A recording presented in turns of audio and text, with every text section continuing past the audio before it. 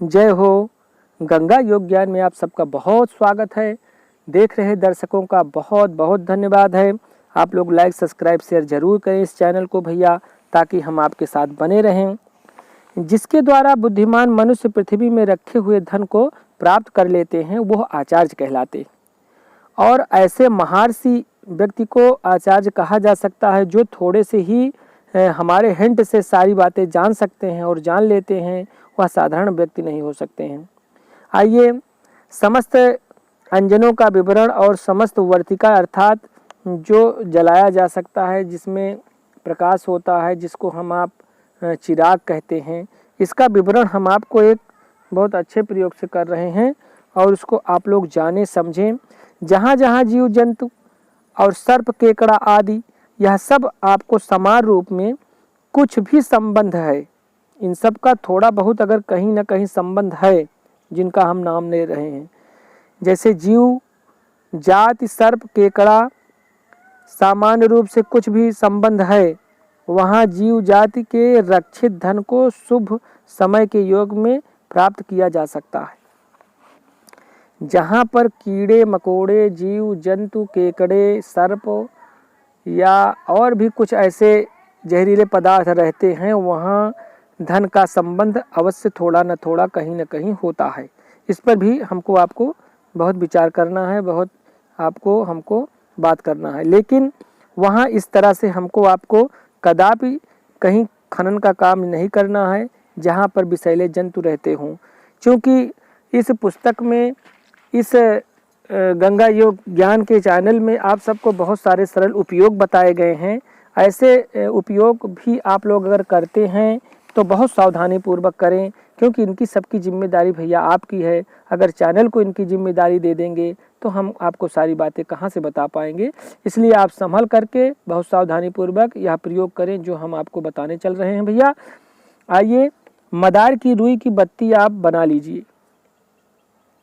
जहाँ पर सर्प ज़्यादा निकलते हों, जहाँ पर विष खोपड़े बहुत ज़्यादा निकलते हों, गोह केकड़े जहाँ पर ज़्यादा अगर नहर है, नदी का किनारा है, तो उस पर यह लागू नहीं होता है, क्योंकि नदी और नहर के किनारे तो बहुत सारे केकड़े खोद कर इकट्ठा कर लिए हैं।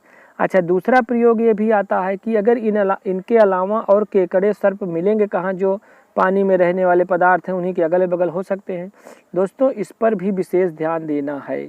इसीलिए हमने कहा कि हमारे बातों को जानने के लिए आप सब थोड़ा सा दिमाग लगाएंगे तब समझ पाएंगे।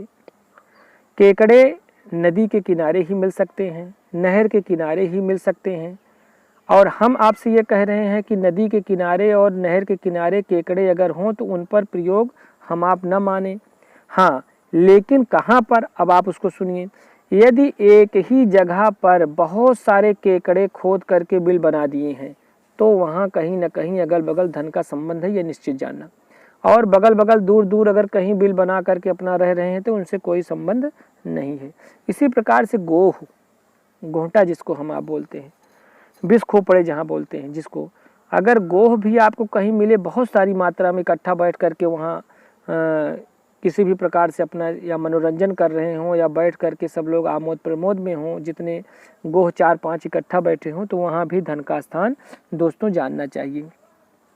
अच्छा, यह सब जानने के लिए जो हम आपको वर्तिका बता रहे हैं, वर्तिका का मतलब जो हम आपको जलाने के लिए बता रहे हैं, उस पर आप कैसा प्रयोग करेंगे यह जान लीजिए।